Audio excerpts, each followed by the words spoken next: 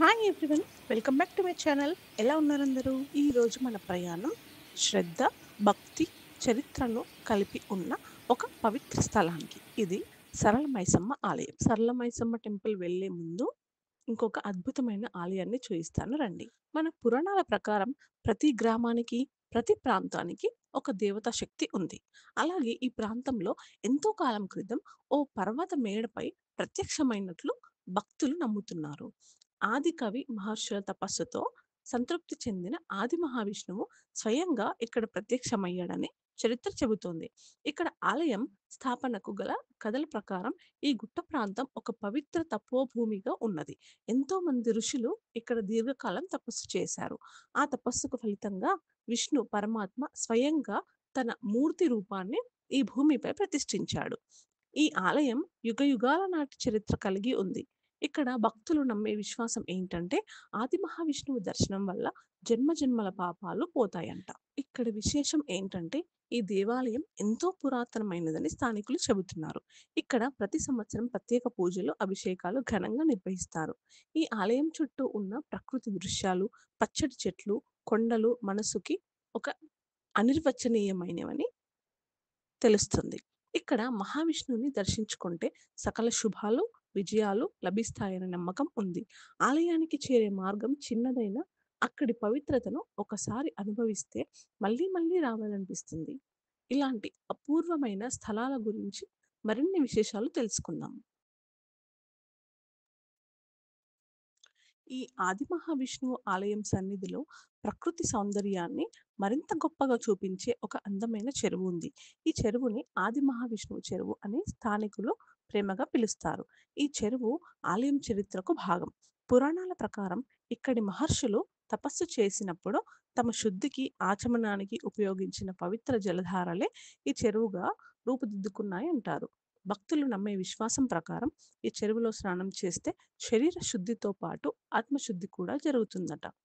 చెరువుకి చుట్టూ ఉన్న పచ్చని చెట్లు, స్వచ్ఛమైన గాలి మానసికంగా ఒక ఒక ఆహ్లాదాన్ని ఇస్తాయి.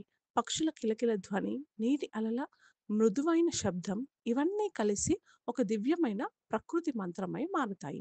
ప్రత్యేకంగా ఉత్సవాల సమయాల్లో భక్తులు చెరువులో పవిత్ర స్నానాలు చేసి ఆలయంలో ప్రత్యేక పూజలు నిర్వహిస్తారు. ఈ చెరువు ఆలయానికి మాత్రమే కాదు, చుట్టుపక్కల ప్రాంతానికి కూడా ఒక జీవనాధారం లాంటిది.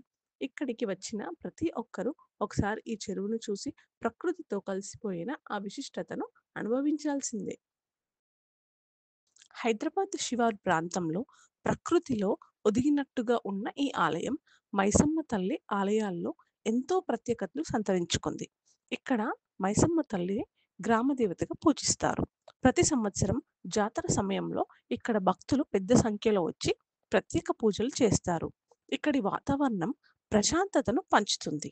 గాలిలో భక్తి పరిమళం నిండి ఉంటుంది.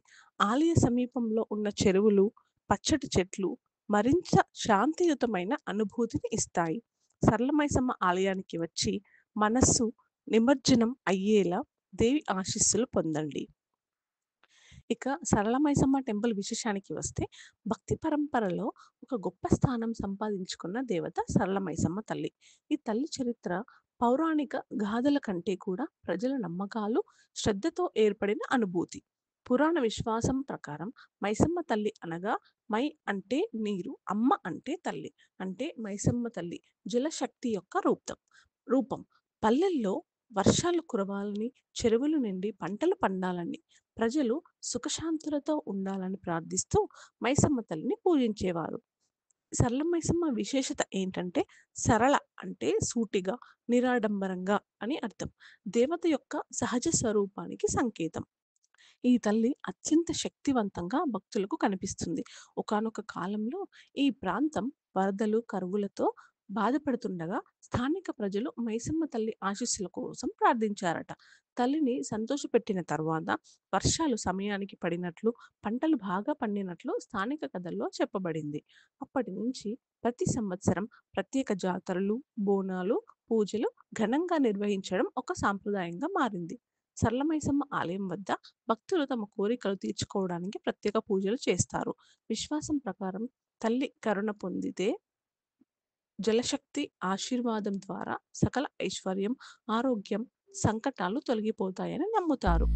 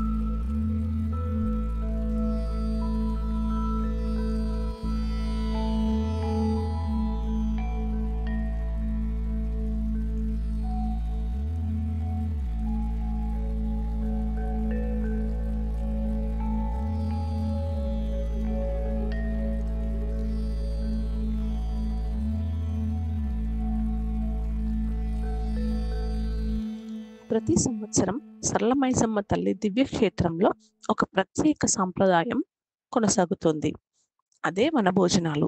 భక్తులు పెద్ద సంఖ్యలో తమ కుటుంబ సభ్యులతో, మిత్రులతో కలిసి ఆలయ ప్రాంగణం చుట్టూ ఉన్న చెట్ల నీడల్లో వనభోజనాలు చేస్తుంటారు. పిల్లలు, పెద్దలు కలిసి కూర్చుని హాయిగా భోజనం చేస్తారు. చిన్న పిల్లలు చెట్ల మధ్య పరిగెత్తుతూ పాటలతో, ఆటలతో పరిసర ప్రాంతం పండుగ వాతావరణంగా మారుతుంది. భోజనానికి ముందు తల్లి సన్నిధిలో ప్రత్యేక పూజలు చేస్తారు.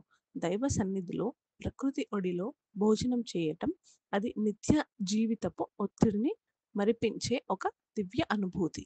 ఈ వనభోజనాలు భక్తుల మధ్య ఐక్యతను పెంచుతుంది. ఇది కేవలం సాంప్రదాయం కాదు. మన మనసులకు ఆనందం, మన జీవితానికి ఆత్మీయతను అందించే ఓ పండుగ. ఓసారి మీరు కూడా ఈ వనభోజన అనుభూతిని అనుభవించి తల్లి ఆశీస్సులతో కొత్త జ్ఞాపకాలు సృష్టించండి.